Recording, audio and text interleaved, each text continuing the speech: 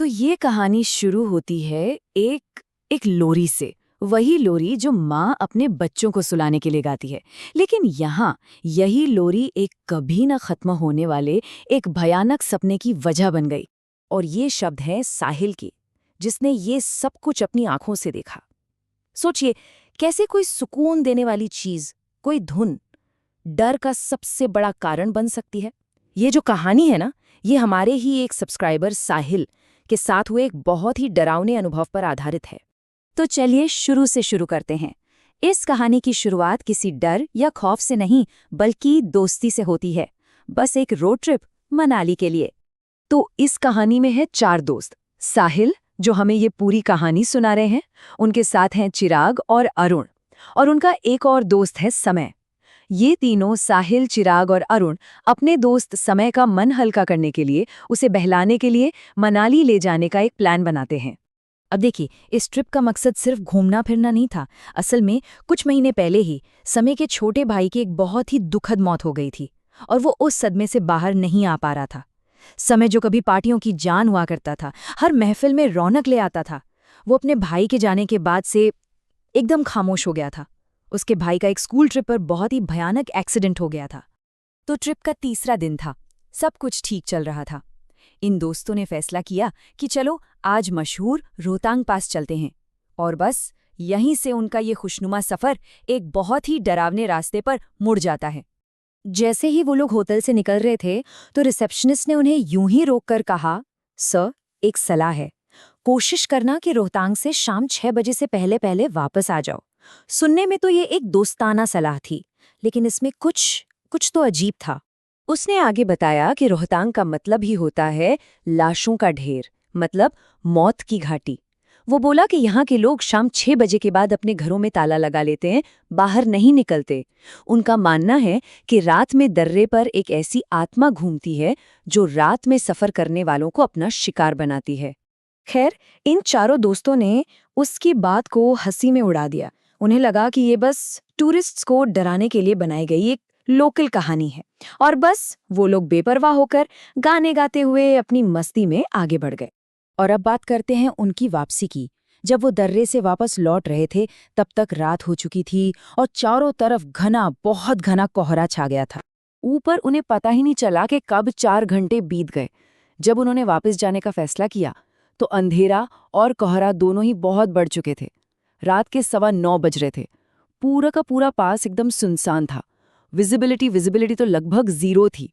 अरुण, जो गाड़ी चला रहा था, वो उस खतरनाक पहाड़ी सड़क पर बहुत ही सावधानी से सिर्फ 30 की स्पीड पर गाड़ी चला रहा था। उसी घने कोहरे के बीच उन्हें एक मील का पत्थर दिखा, जिस पर लिखा था मनाली 28 किलोमीटर्स। लेकिन जो बात सबसे अजीब थी, वो ये थी कि उस पत्थर पर कोई बैठा हुआ था। उस कड़ाके की ठंड में एक आदमी, सिर्फ एक धोती पहने हुए। उन्होंने उस पर ज्यादा ध्यान नहीं दिया और आगे बढ़ गए। करीब 20 मिनट तक वो लोग गाड़ी चलाते रहे, और फिर उनके होश उड़ गए। सामने वही मील का पत्थर था, मनाली 28 किलोमीटर, और उस पर वही आदमी बैठा था। लेकिन सवाल ये था कि उस पत्थर पर बैठा कौन था। जब उन्होंने एक दूसरे से बात की, तो उन्हें एक और भयानक एहसास हुआ कि उनमें से किसी ने भी एक ही चीज नहीं देखी थी। साहिल को धोती पहने एक आदमी दिखा था, चिराग को खिलौना हाथ में लिए एक छोटी सी बच्ची दिखी, और अरुण को एक काला घोड़ा दिखा जो बस उन्हें घूर रहा था। और समय पहले तो चुप रहा और फिर धीरे से बोला, किसी को हमारी मदद की जरूरत है। अब सोचिए, हर किसी को एक ही जगह पर एक ही वक्त में कुछ बिल्कुल अलग अलग दिखा था। डर तो बढ़ ही रहा था, पर समय का बर्ताव और भी ज्यादा अजीब होता जा रहा था। वो लोग इस लूप में बुरी तरह फंस चुके थे, डरे हुए थे, लेकिन उन्हें नहीं पता था कि हालात अभी और भी बिगड़ने वाले थे। तभी अचानक अरुण ने, जो गाड़ी चला रहा था, एक घबराई हुई, दबी हुई आवाज में कहा, सुनो दोस्तों, खिड़की से बाहर मत देखना, पर कोई है जो हमारी कार के साथ साथ चल रहा है। उस सुनसान अंधेरे में कोई साया उनकी कार के साथ साथ चल रहा था। जब उन्होंने हिम्मत करके देखा, तो वो एक लड़का था, करीब 15 साल का होगा। उसके कपड़े मिट्टी से सने हुए थे, चेहरे पर चोटों के निशान थे, और सबसे डरावनी बात ये थी कि वो उनकी कार के साथ, जो 40 की स्पीड पर थी, दौड़ नहीं रहा था। वो चल रहा था, बिना किसी मेहनत के, बस चल रहा था। बाकी दोस्त दहशत में थे, चिल्ला रहे थे, पर समय ने उनकी चीखों को पूरी तरह नजरअंदाज कर दिया। उसने एकदम शांति से अपनी खिड़की का शीशा नीचे कर लिया और बस उस लड़के को घूरता रहा। ऐसा लग रहा था मानो वो उस डरावने साए को अंदर बुला रहा हो। कुछ देर बाद वो लड़का अचानक गायब हो गया और जैसे तैसे वो लोग उस लूप से भी बाहर निकल गए। रात के करीब 2 बजे वो अपने होटल पहुंचे। पूरी तरह से हिले हुए थे, डरे हुए थे, लेकिन सुरक्षित थे। या शायद बस उन्होंने ऐसा सोचा था। रात के 3:30 बज रहे थे। साहिल की नींद अचानक खुली। वजह? उनके कमरे में कोई एक बच्चे की लोरी गा रहा था, बहुत ही धीमी आवाज में।